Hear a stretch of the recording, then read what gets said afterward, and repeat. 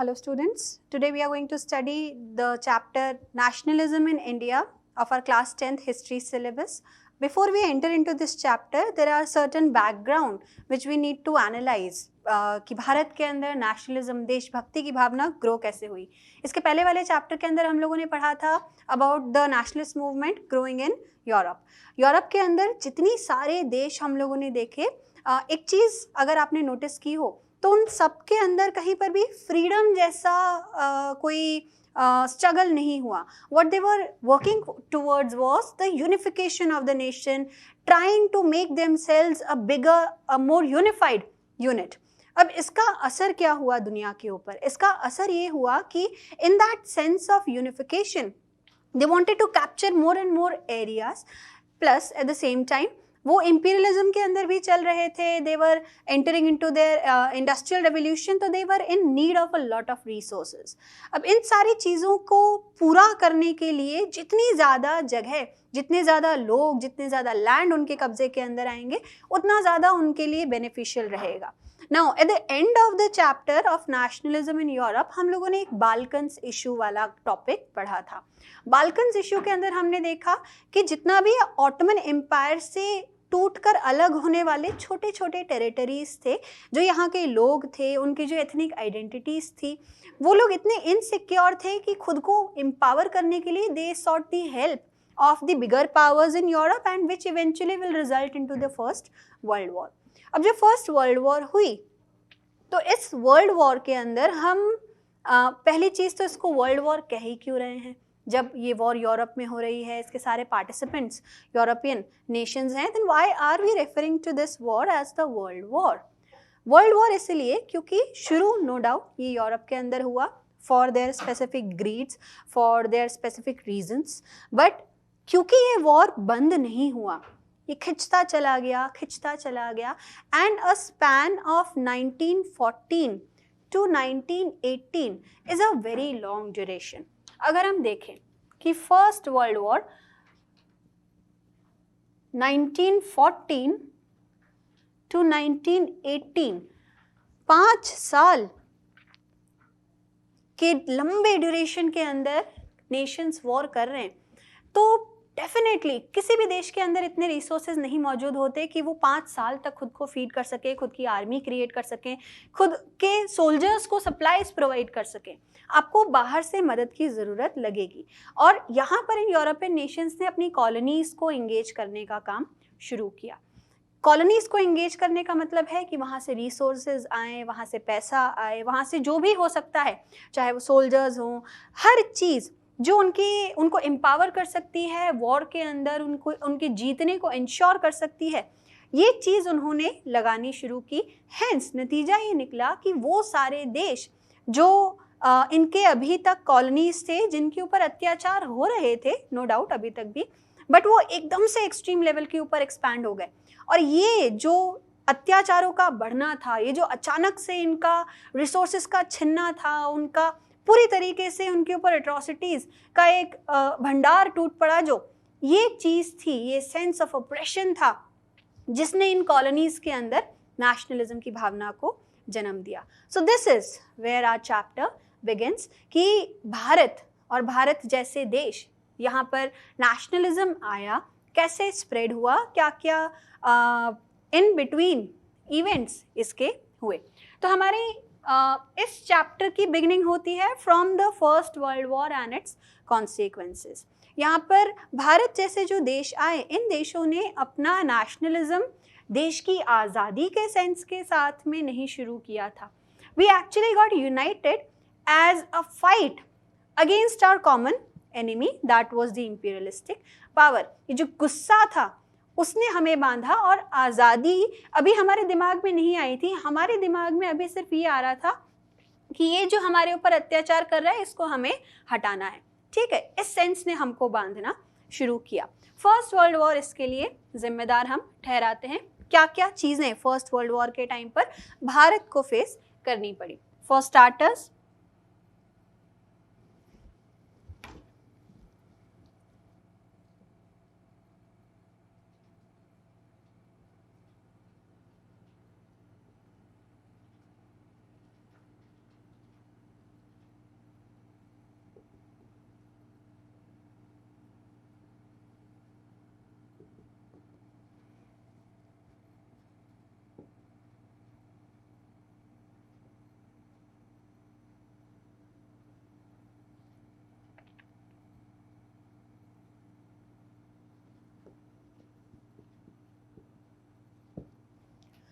Because war चल रही थी और वॉर के अंदर आपको पैसे की जरूरत पड़ रही है लगातार, तो आप जहां से हो सकता है वहां से पैसा अक्वायर करोगे। खुद का पैसा आप ऑलरेडी लगा चुके हो वॉर के अंदर, now you are trying to loot the colonies and utilise that money to make yourself powerful in the war.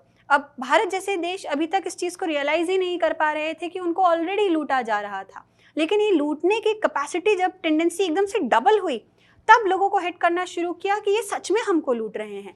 तो हमने कस्टम ड्यूटीज़ बढ़ा दी, जो बिजनेसमैन जो भी सामान बाहर बेचने की कोशिश करते थे उनके ऊपर डबल टैक्स लगना शुरू हो गया। इनकम टैक्स पहली बार भारत के अंदर इंट्रोड्यूस हुआ। अब जितना आप कमा रहे हो उतनी कमाई के हिसाब से आपके ऊपर टैक्स लगेगा। ये चीज़ डेफिनेटली लोगों को हिट करती है, लोगों को पॉवर्टी की तरफ धक्का मारती है, क्योंकि अगर आप ऑन अ कॉमन ग्राउंड अगर आप टैक्स पे करते हो तो आप टैक्स इसीलिए पे करते हो क्योंकि वो घूम फिर के आपकी ही डेवलपमेंट के लिए यूज़ में लिया जाता है। लेकिन यहाँ पे ऐसा कुछ भी नहीं हो रहा था। ब्रिटिश इस पूरे पैसे को उठा के एज इट इज़ अपनी वॉर के अंदर इंगेज कर रहे थे, अपने रिसोर्सेज को बढ़ाने की कोशिश कर रहे थे। ये वापस लौटकर हमारे पास एज अ बेनिफिट नहीं आने वाला था।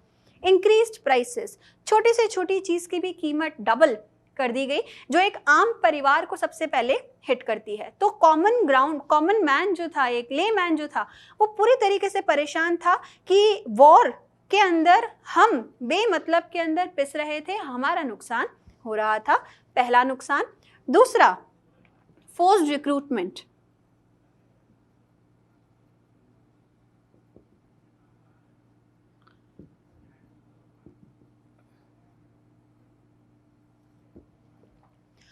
अब सबसे इंपॉर्टेंट चीज, वॉर के लिए आपको चाहिए सोल्जर्स। सोल्जर्स कहाँ से आएंगे? आप देखें, आप 4 साल तक युद्ध लड़ रहे हैं। वॉर इज वन थिंग जहाँ पे सिर्फ कैजुअलिटीज हो सकती हैं, जो एग्जिस्टिंग सोल्जर काउंट है वो कम ही होगा। तो आपको लगातार ज़्यादा सोल्जर्स की ज़रूरत पड़ती थी। आप कहाँ से लेकर आएंगे इतने सारे soldiers? If we would look at the map of Britain, it's a very tiny nation and definitely the population was not that much to participate in the war. You need men of certain age to be a member, to be a participant into the war. तो कहाँ से लाए जाए नए soldiers? आपने क्या किया? आपने इंडियन बच्चों को, जो एक टीनेज के अंदर एंटर कर रही थी, इनको लालच देना शुरू किया कि आप आएँ, फौज ज्वाइन करें, आपको वर्दी मिलेगी, आपको डंडा मिलेगा, आपको सरकारी नौकरी मिलेगी, आपको एक रेगुलर इनकम मिल रही है। तो इस रेगुलर इनकम के लालच में कई सारे भारतीय बच्चे जो थे उन्होंने फौज ज्वाइन करी। अब इस नई फौज को children who had no idea what was war, children who had no experience of any kind of battles, they were thrown into the war immediately after their recruitment. तो आपने भारतीय सिपाहियों को यहाँ से जहाज़ों में भर के यूरोप भेजा, आपने उनको जर्मनी के सिपाहियों से भिड़ा दिया, आपने रशिया के सिपाहियों से ऑस्ट्रिया के सिपाहियों से भिड़ा दिया। तो आप क्या देख रहे हैं कि the people who were dying in the war, they were not given the status of a martyr. उनको शहीदी का दर्जा नहीं मिल रहा था, उन्हें सिर्फ पॉन्स की तरह इस्तेमाल में लिया जा रहा था वॉर में अपना सिपाहियों का काउंट बढ़ाने के लिए। भारतीय जनसंख्या इस बात से बिल्कुल भी खुश नहीं थी कि हमारे बच्चों का बलिदान दिया जा रहा है एक ऐसे युद्ध के अंदर जिसका हमारे से कोई लेना देना है ही नहीं। देन है हमारे पास में third reason, crop failures, which resulting into shortage of food. लगातार फेमाइन्स आ रहे थे जिसकी वजह से फसलें खराब हो रही थी। फसलें जो बच रही थी वो इतनी कम थी काउंट के अंदर कि उसकी कीमत बढ़नी शुरू हुई। कीमत बढ़ी तो आम व्यक्ति की पहुंच से तो वो वैसे ही निकल गया। ऊपर से ये जो बचा कुचा अनाज भी था ये पूरा का पूरा उठ के ब्रिटेन जा रहा था, क्योंकि वहां पर सिपाहियों को फीड करने के लिए आपको ग्रेन चाहिए। रिजल्टिंग भारत में एक्यूट शॉर्टेज ऑफ फूड आपको देखने को मिलता है। और इसके ऊपर एक और सबसे बड़ी मार जो पड़ती है वो पड़ती है इन्फ्लुएंजा एपिडेमिक की।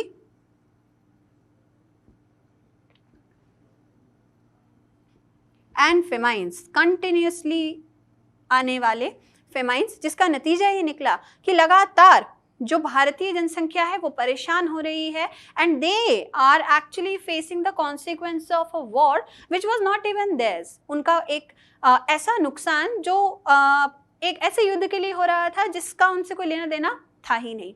अब ऐसी एक्सट्रीम कंडीशन में जब आपके ऊपर एट्रॉसिटीज टूट पड़ी हैं सारी की सारी, you are now facing the extreme problems, ऐसे में गुस्सा आना शुरू होता है और ये गुस्सा था जिसने इंडियंस को यूनाइट करना शुरू किया। अब हाँ ठीक है, गुस्सा आ रहा था हम लोग को, हमको एक सोर्स चाहिए, we need somebody who can make us realize कि हाँ तुम्हें गुस्सा आ रहा है and you need to utilize that power to fight against your enemy, और इस पावर का नाम था Mohandas Karamchand Gandhi. So let's introduce the hero of our story, Mohandas Karamchand Gandhi.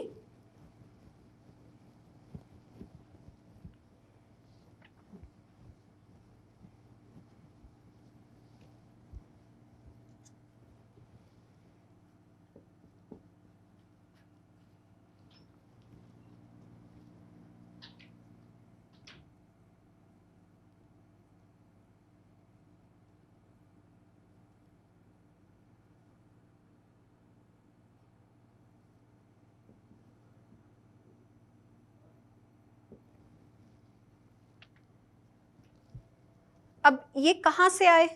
अगर वो भारतीय ही थे तो अभी तक कहाँ थे, ये बैकग्राउंड भी हमें पता होना ज़रूरी है। अभी तक गांधी जी एक भारत के गुजरात राज्य के एक आम शहर में पैदा हुए। इनकी बेसिक परवरिश, बेसिक जो पढ़ाई लिखाई थी वो भारत के अंदर हुई, और फिर आगे की पढ़ाई के लिए इनके पिता ने इनको इंग्लैंड भेजा। वहाँ पर एक ओबीडियंट इंडियन टीनेजर की तरह इन्होंने अपनी पढ़ाई पूरी करी, and he came back with a degree of a lawyer. He wanted to practice in India but realized that there are better opportunities in South Africa. So he went to South Africa to practice law. But on when he reached South Africa, he realized the reality of the ground. South Africa के अंदर apartheid practice किया जाता था। Apartheid, you all know, it's a form of racial discrimination where you discriminate somebody on the basis of the colour of their skin, and वो बहुत extreme level के ऊपर वहाँ पे चल रहा था। वहाँ पर लोगों को मिसट्रीट किया जाता था, रहने के इलाके अलग थे, काम करने के तरीके अलग थे, पूरी तरीके से उस जगह के ऊपर ब्लैक्स को सेग्रीगेट किया जा चुका था उन्हीं की ज़मीन के ऊपर, और ये गांधी जी को बहुत बुरा लगा।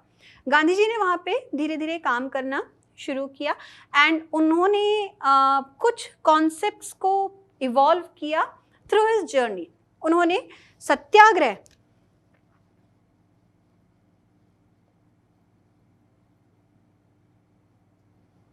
ट्रूथ एंड नॉन वायलेंस, इन कुछ कॉन्सेप्ट्स के ऊपर बहुत विचार करके इनको अपनाया। अगर हम शुरुआत करें सत्याग्रह की, इसको ब्रेक किया जाए तो सत्य के लिए आग्रह, सत्य के लिए आग्रह से मतलब है कि if you are fighting for the truth then you will not lose, you'll never lose because your cause is pious. Hence, your fight should always be in search of truth, to find the truth and for the truth, right? If you are to fight for satyagrah, what methods, what weapons are you to use? You are to be truthful to your cause. Truth is the utmost important, of the utmost importance. Then non-violence, the method of approach should always be non-violent, because if you react in violence, it is only going to come back in the form of violence. हम अगर हिंसा करेंगे तो हिंसा का जवाब सिर्फ और हिंसा के साथ में आता है, but non-violence is one weapon जो लॉन्ग रन के अंदर सामने वाले आपके ओप्रेसर को एक उसके ज़मीर को हिलाएगा, उसको बताएगा कि आप जो कर रहे हैं वो गलत है, इवेंचुअली वो रुकेगा।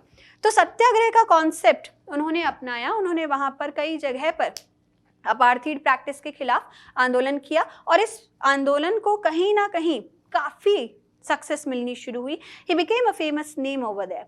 He was even discussed in the British Parliament that there is an Indian guy who's fighting against the racial discrimination which is being practiced in South Africa. And by the year 1914, when the First World War started, we Indians were also realizing the impacts and we wanted somebody to represent us in front of the British arena कि हाँ we have a solid ground, right? So we approached to Mahatma Gandhi, and Mahatma Gandhi agreed to come back to India with a promise that I'll not indulge into anything political, I'll only see what is the condition and then act accordingly, right? So Gandhi ji की entry होती है 9th जनवरी 1915 को, और गांधी जी का भव्य स्वागत यहाँ पर देखने को मिलता है। गांधी जी जब भारत के अंदर आए तो उन्होंने, because he was a lawyer by profession, observe करना उनका, उनके प्रोफेशन का एक हिस्सा था। उन्होंने बहुत सारी चीज़ें ऑब्जर्व की, एनालाइज की और कंक्लूड की इवेंचुअली कि क्या है और क्या करना चाहिए। क्या क्या चीज़ें ऑब्जर्व की? पहली बात, भारत में यूनिटी नहीं थी। क्यों नहीं थी? क्योंकि हम धर्म के नाम पर, क्षेत्र के नाम पर, जाति के नाम पर, भाषा के नाम पर अलग अलग बटे हुए थे, पहली चीज़। दूसरी चीज़, हम किसी एक पर्पस के लिए नहीं लड़ रहे थे। हमारा जो पर्पस थे वो मल्टीपल थे। जो बड़े ज़मींदार थे वो अपने रेवेन्यू के लिए लड़ रहे थे, जो बिजनेसमैन थे वो अपने फ़ायदे के लिए लड़ रहे थे, जो छोटे किसान थे वो छोटी छोटी ज़मीनों के लिए लड़ रहे थे, जो राजा थे वो अपने साम्राज्यों के लिए लड़ रहे थे, जो आम जनता थी वो अपने खाने, अपनी तनख्वाह के लिए लड़ रही थी। तो अगर इसको थोड़ा सा जस्टिफाई किया जाए तो जिस्ट के अंदर हम यूनाइटेड नहीं थे, and we needed a singular purpose to feel united for starters. दूसरी बात, हमें वायलेंस से रिएक्ट नहीं करना है। ये चीज़ डेफिनेटली उनके फंडास के अंदर प्राइमरी थी। तो उन्होंने ये भी कहा कि हमें वायलेंस का इस्तेमाल ना करते हुए आगे बढ़ना है। तो ये चीज़ें कैसे एनरोल की जाएं अब एग्जीक्यूशन के अंदर, ठीक है? तो हम गांधी जी के अराइवल के बाद स्टेप बाय स्टेप देखते हैं कि कैसे गांधी जी ने काम करना शुरू किया।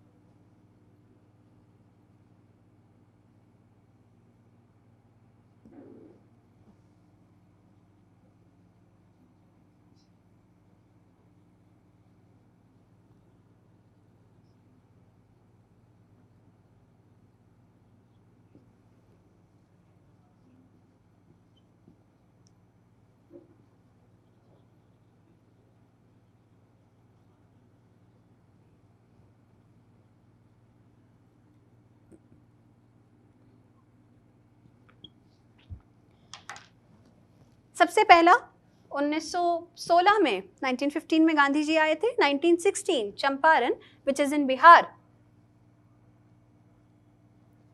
यहाँ पर इंडिगो प्लांटर्स एक प्रोटेस्ट कर रहे थे।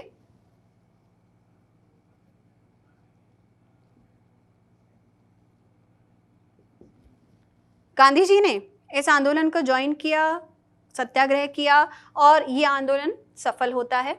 1917 में, एक साल बाद, Kheda, which is in Gujarat, में कॉटन प्रोड्यूसर्स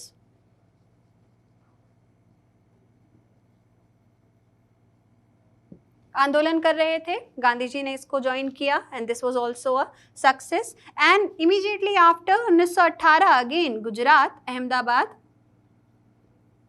में टेक्सटाइल मिल वर्कर्स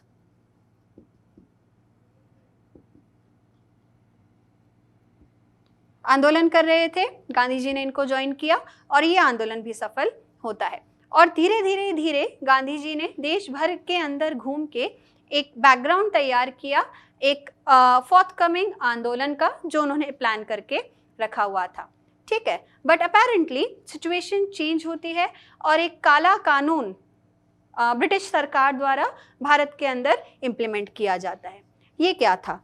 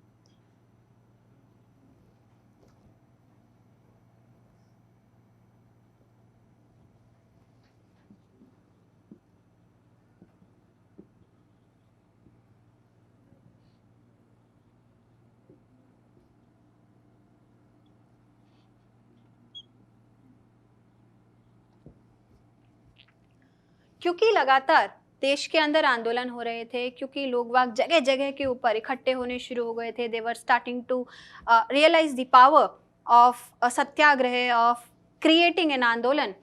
तो कहीं ना कहीं लगातार होने वाले आंदोलनों से ब्रिटिश हुकूमत परेशान हो रही थी। इसको कैसे कंट्रोल किया जाए, तो उन्होंने इंपीरियल लेजिस्लेटिव काउंसिल को बिठाया and they passed a law which is known as the Rowlatt Act. भारतीय इतिहास के अंदर कहा जाए तो काला कानून पास किया गया। क्या था ये law? According to this law, anybody who was found suspicious, anybody which the British government see as a threat towards their authority or is challenging them in any manner can be arrested and can also be put in jail for a duration of 2 years without a trial। आपको jail में बंद किया जाएगा। आपको क्यों बंद किया जा रहा है आपको बिना बताए, एंड वो भी 2 साल के ड्यूरेशन के लिए। ये डेफिनेटली बेसिक ह्यूमन राइट्स के खिलाफ था और इसके विरोध में, इसके खिलाफ देश भर के अंदर जगह जगह के ऊपर आंदोलन होने शुरू हुए। इनफैक्ट गांधी जी ने भी इस टाइम पर एक सिविल डिसोबीडियंस जो छोटा सा मूवमेंट था उसको लॉन्च करने का सोचा। 6 अप्रैल को उन्होंने हड़ताल लॉन्च करी और जगह जगह के ऊपर लोगों को कहा कि भाई आप अंग्रेजी सामान जो है उसका इस्तेमाल करना बंद कर दीजिए, ठीक है। लेकिन अनफॉर्चुनेटली एक ऐसी घटना होती है जिसने देश दुनिया सबको शॉक के अंदर लाया और देश के अंदर गुस्से की एक लहर तैयार की। On 10th of April Amritsar के अंदर एक हड़ताल हुई। पुलिस को गुस्सा आया और पुलिस ने जगह जगह बहुत सारे लोगों को मारा पीटा। नतीजा ये कि 10 अप्रैल को अमृतसर में मार्शल लॉ इम्पोज कर दिया गया।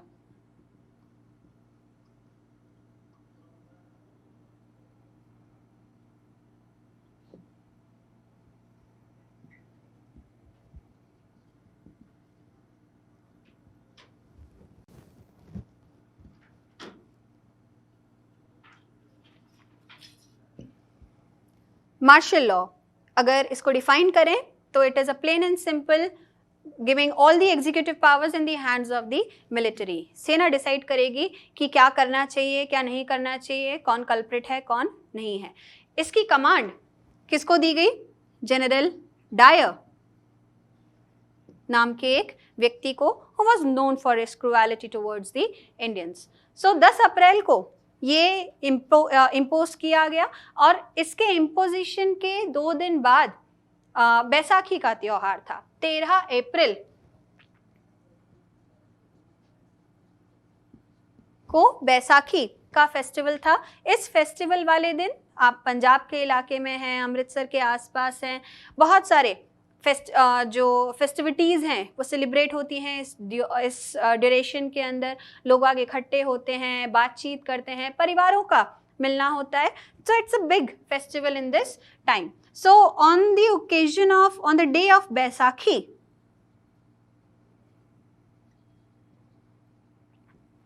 कुछ लोग जलियांवाला बाग नाम की एक जगह के ऊपर इकट्ठे हुए।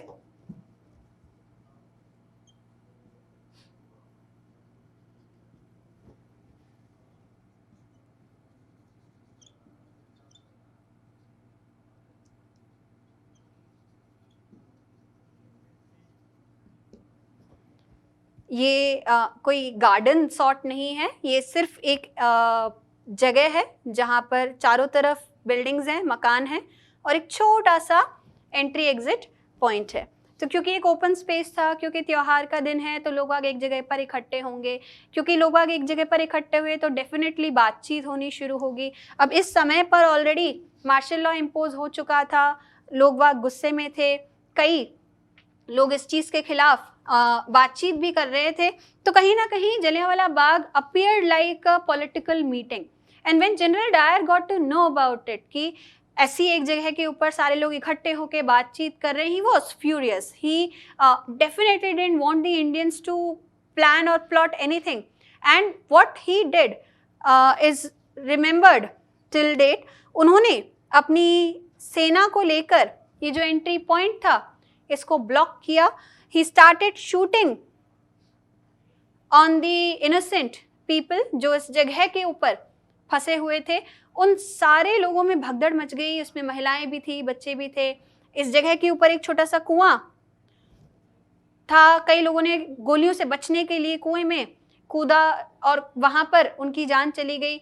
इस पूरे घटनाक्रम के अंदर तकरीबन 1000 से भी ज्यादा लोग मारे गए थे. According to the British data इतना काउंट नहीं था, बेयरली 200 से 400 लोग मारे गए थे, बट इन रियलिटी 1000 के आसपास लोग मारे गए. और इतना cruel action even British parliament के अंदर भी क्रिटिसाइज किया गया था. जनरल डायर से सवाल पूछा गया कि आपने ये क्यों किया, तो जनरल डायर ने अपने प्राइड के अंदर आंसर दिया था, I wanted to teach them a moral lesson.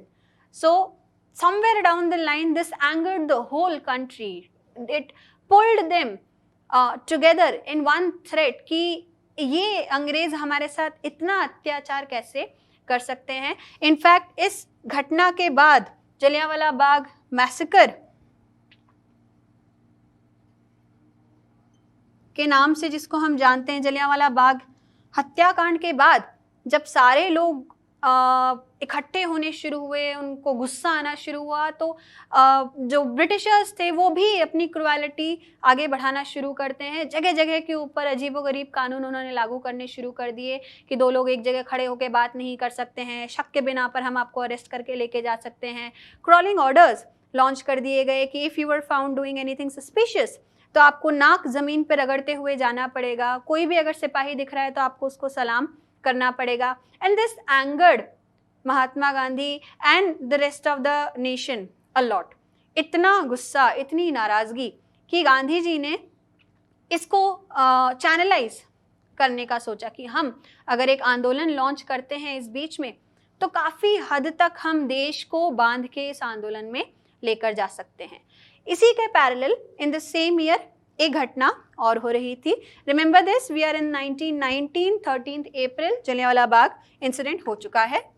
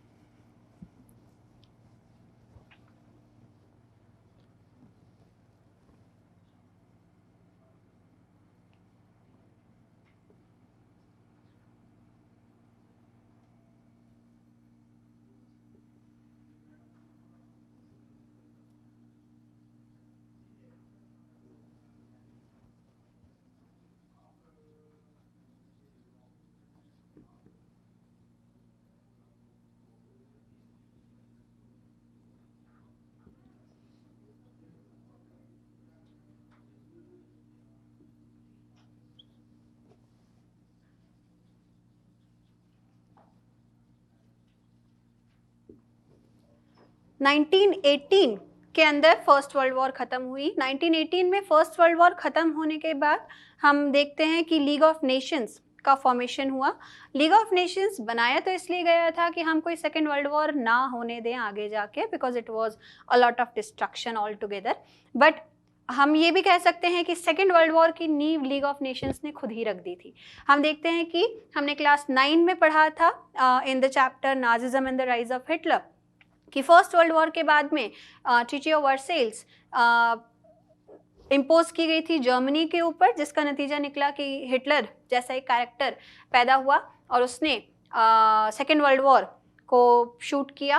Then यहाँ पर लूजिंग साइड पर ऑटोमन टर्की भी मौजूद था. ठीक है, उसके ऊपर भी ऑलमोस्ट वैसी ही एक ट्रीटी इम्पोज की गई known as the treaty of Severus.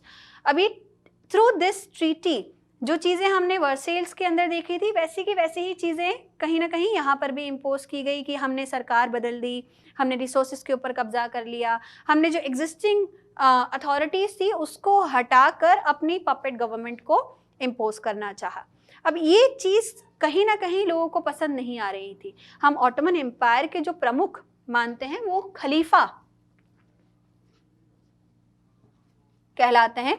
वो सिर्फ वहाँ के प्रमुख नहीं है, वो दुनिया भर के मुस्लिम समाज के रिलीजियस गुरु के तौर पे, रिलीजियस हेड के तौर पे माने जाते हैं। अब आप अगर हमारे रिलीजियस हेड को पोजीशन से हटाओगे तो डेफिनेटली हम इसके लिए अग्री नहीं करेंगे, we are going to protest against it. And when the खलीफा was deposed from the position, दुनिया भर का जो मुस्लिम समाज था उसने इसके विरोध में, इसके खिलाफ एक आंदोलन लॉन्च किया, और इस आंदोलन को हमने नाम दिया खिलाफत आंदोलन।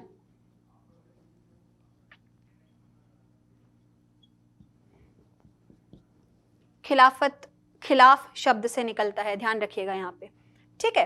भारत के अंदर भी डेफिनेटली हमने इस आंदोलन को स्प्रेड किया। भारत के अंदर इस आंदोलन को स्प्रेड करने वाले थे दो भाई, Mohammad Ali and Shaukat Ali.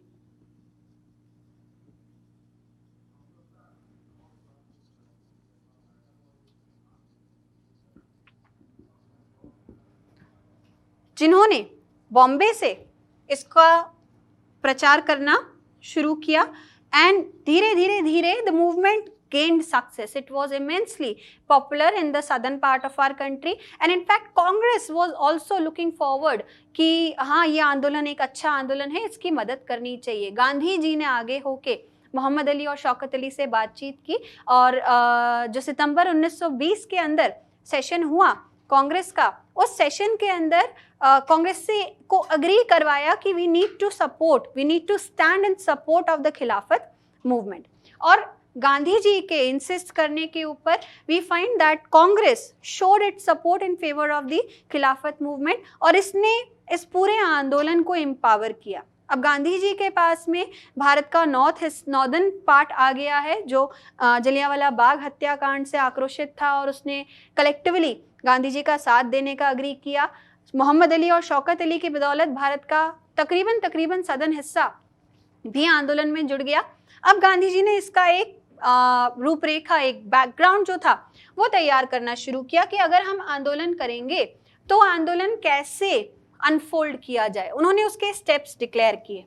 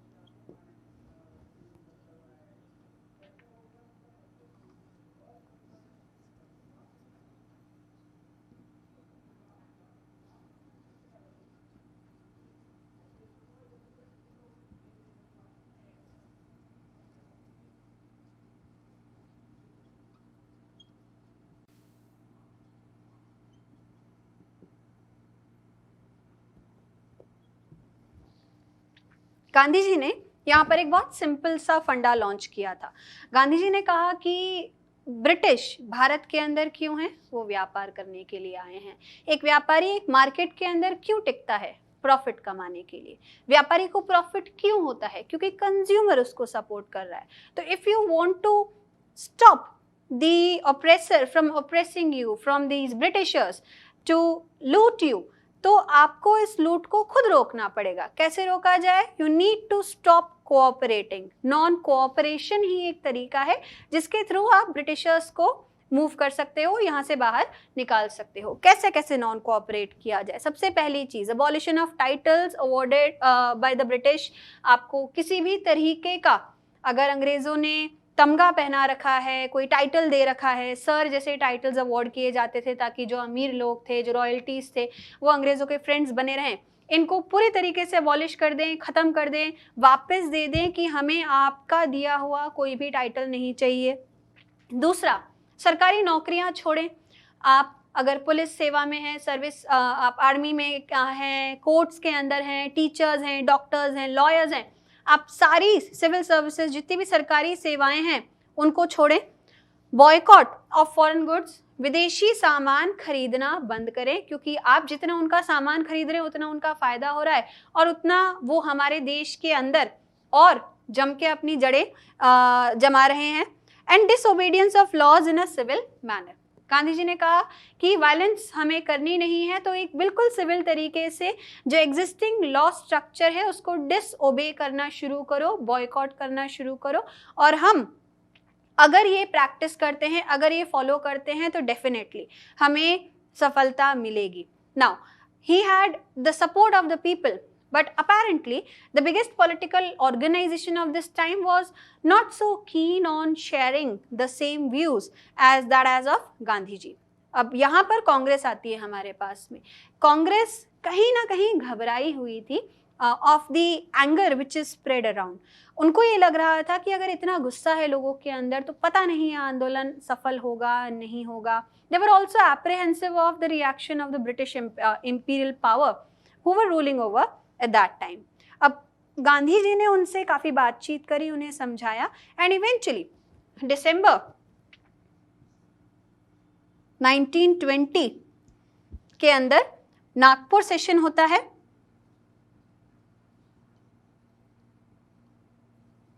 Indian national Congress का, एंड जो नॉन कोऑपरेशन मूवमेंट है उसको अप्रूवल मिलता है।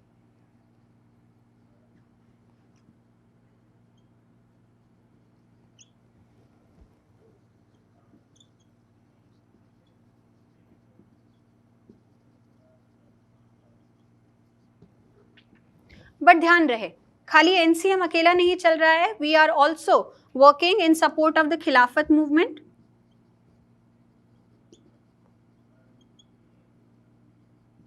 तो ये दोनों पर्पसेस एक साथ हमें सॉल्व करने हैं और एक साथ इन आंदोलनों को ऑफिशियली लॉन्च किया। बाकायदा गांधी जी ने शौकत अली के साथ में देश भर में चक्कर काटे, लोगों को एनकरेज किया कि नॉन कोऑपरेशन मूवमेंट में पार्टिसिपेट करें, और इस तरीके से देश भर के लोगों को बांधने की कोशिश की गई। सो नेक्स्ट लेक्चर के अंदर हम लोग पढ़ेंगे कि क्या उसके ऑन ग्राउंड इम्पैक्ट उतने ही अच्छे रहे जितनी गांधी जी ने एफर्ट लगाया था, या फिर ऑन ग्राउंड आपको वेरिएंट, अलग अलग तरीके के रिएक्शंस देखने को मिलते हैं।